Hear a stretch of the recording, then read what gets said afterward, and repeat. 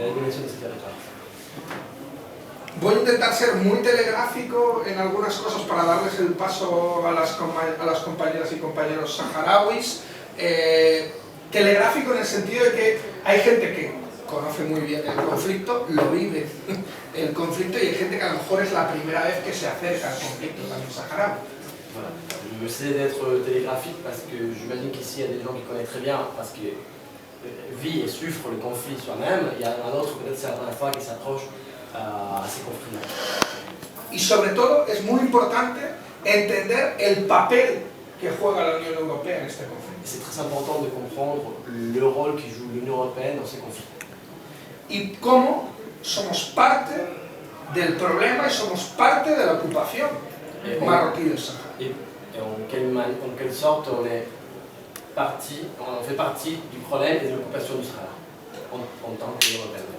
Y por eso creo que el tema de la inmigración es un buen ejemplo, porque la matanza de Melilla es justo un año después de la apertura de fronteras por parte de Marruecos en Ceuta, en donde pasaron más de 9.000 personas y hubo más de 7.000 devoluciones en camión.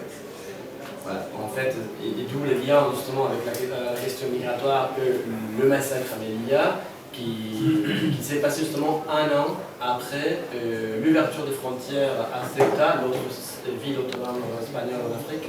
Et il y a un an où des milliers de personnes sont passées, et il y a eu 7.000 dévolutions. Des pushbacks. On fait des dévolutions illégales. Pushback. Pushback. Ouais, parce qu'on ne suit pas un processus d'expulsion normalisé, mais les flics prennent les migrants et les retournent directement. D'accord. Oui, on appelait ces pushbacks, on appelle ça des dévolutions au choc. Au choc, en espagnol, parce qu'on les fait comme ça. En inglés es pushback y en español es expulsión ilegal. Entre las expulsiones ilegales hubo más de 2.000 menores. Et entre ces 7.000 expulsions illégales, il y a eu plus de 2.000 mineurs. Menores no acompañados. No l'accompagnés. Lo cual es doblemente grave. Alors c'est doublement grave. Y además el gobierno trasladó al ejército a la frontera, el gobierno español. Et le gouvernement espagnol a mis l'armée espagnole à la frontière. Y hay, tanto en Ceuta como en Melilla, hay una lógica de ocupación del territorio. Et dans les deux enclaves espagnoles en Afrique, Ceuta et Melilla, il y a une logique aussi d'occupation. Y eso no es casual tampoco, y tiene también mucho que ver con la historia de la ocupación del Sahara. Et c'est pas par hasard, mais c'est aussi lié justement à l'histoire de l'occupation du Sahara. De hecho, se utiliza justamente esa lógica para hablar de la Marcha Verde, que fue una ocupación militar del Sahara, no fue una ocupación civil. En fait, c'est la même logique qu'on utilise pour parler de ce qu'on appelle la marche verte, qui était l'occupation militaire du Maroc, du Sahara occidental. Pero esto es totalmente distinto de Ceuta y Melilla. Es la utilización justamente de los migrantes como carne de cañón para chantajear a España y para chantajear a Europa. Mais ce qui fait le Maroc à la frontière espagnole, c'est justement utiliser les migrants comme chantage pour l'Europe. Y el gran problema es que permitimos el chantaje. Et le problème, c'est que l'Europe permet le chantage. Porque la externalización de fronteras permite ese chantaje. Si no hubiera externalización de fronteras, Marruecos no tendría capacidad de hacer ese tipo de chantaje. S'il n'y avait pas cette externalisation de frontières européennes, il n'y aurait pas cette capacité de conditionner la politique européenne. Si hubiera entradas a Europa, si hubiera pasajes seguros, si hubiera formas reales en todo lo que sería la frontera sur de pedir asilo, no habría chantaje.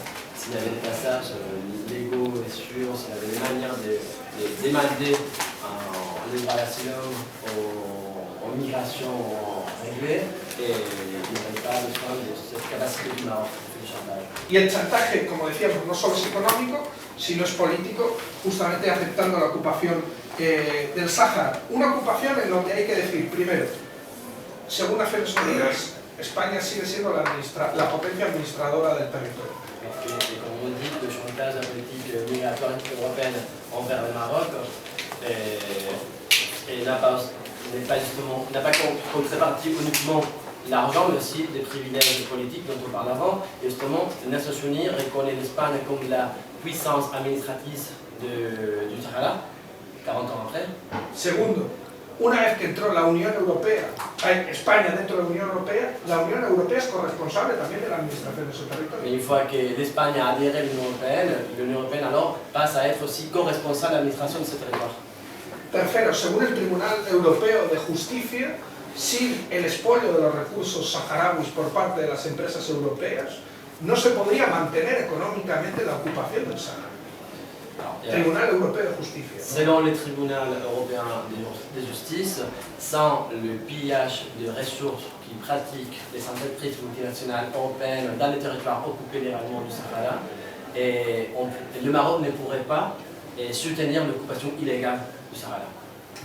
Además, mucho del dinero que se da a Marruecos para el control de fronteras, o incluso de material para el control de fronteras, lo vemos en las calles de Laayoune, en el Sahara ocupado, para reprimir al pueblo saharaui. Une partie des matériaux de répression et des contrôles de frontières que l'Union européenne donne au Maroc, en théorie pour le contrôle de la frontière nord avec l'Union européenne, est utilisé en fait pour réprimer la population saharaui dans les territoires occupés du Sahara.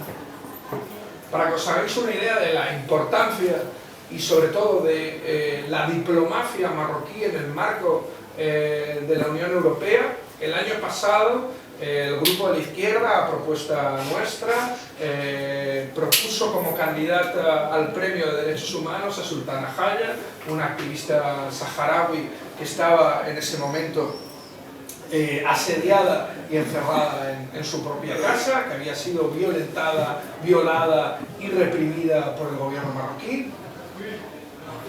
On va avoir un exemple de l'importance qu'il y a pour l'Union européenne la question saharaui. Il y a un an, le groupe de la gauche, alors notre groupe de la gauche européenne au Parlement européen a proposé pour l'écrit européen des droits de l'homme, des droits humains, et à l'activiste sahraoui Sultana Haya, qui en ce moment était enfermée dans une maison dans le Maroc occupé et qui avait subi des répressions, des violations et des attaques. Sultana tenía muy difícil llegar a la final del premio. De hecho, prácticamente nadie pensaba que pudiera llegar a la final, porque la extrema derecha había 3 plazas y la última plaza para la final nos la jugábamos entre la izquierda y la extrema derecha. Parce qu'en fait, dans ces prix des droits humains, il y a 3 candidats finaux, si vous voulez, et 3 candidatures finales, et la troisième était en dispute entre l'extrême droite et la gauche. C'était très difficile d'y arriver. La extrema derecha tenía 16 votos y la izquierda teníamos 5. L'extrême droite avait 16 votes et nous on avait 5.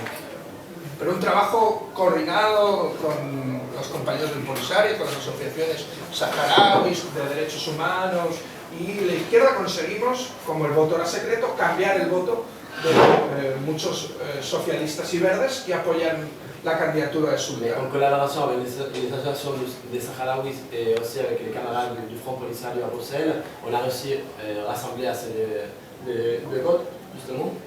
Y conseguimos algo que nunca había pasado. Hubo un empate. Et pour la première fois, il y a eu une égalité. A 16 votos. À 16. Y hubo que votar un desempate. Il a fallu revoter, justement, voir qui passait. Y teníamos el apoyo de liberales, de verdes, y teóricamente creíamos que de los socialistas. Et alors, normalement, on comptait avec le soutien des Verts, des libéraux, et on pensait qu'aussi des socialistes. La votación se suspendió durante una hora. La votation a été suspendue pendant 1 heure. Y los teléfonos desde Rabat a Bruselas y a Madrid parece que fueron muy rápidos. Alors, les téléphones sont mis à sonner de Rabat à Madrid et Bruxelles. Al final, los socialistas votaron a la candidatura de la extrema derecha europea, Les socialistes européens ont voté pour la candidature de l'extrême droite européenne. que era la golpista presidenta después del golpe de Estado en Bolivia. Qui en fait était Janine Dianet, la présidente bolivienne après les coups d'État. Prefirieron votar la candidatura de Le Pen por una golpista de extrema derecha que apoyar una defensora de los derechos humanos saharaui. Alors les socialistes ont préféré voter la candidature présentée par Le Pen et son groupe qu'une activiste saharaui qui fait des violations de droits de l'homme. Porque al final los derechos humanos parece que da igual. Lo importante es el expolio de los recursos a los cuales las empresas europeas, con la complicidad de Europa, del gobierno español, están llevando a cabo justamente en el Sáhara ocupado. Parce que finalement, les droits humains ne sont pas importants si ce qui importe sont les ressources que les multinationales européennes pillent du Sahara occupé illégalement. Y si hay dos gobiernos que sostienen esa ocupación en Europa, es el gobierno español, pero también el gobierno Et francés. s'il y a deux gouvernements qui soutiennent en Europe cette occupation illégale, ce sont les gouvernements espagnols et le gouvernement français. Y sin más, yo le paso la palabra a Hugo. Et voilà, je passe la parole à Obi.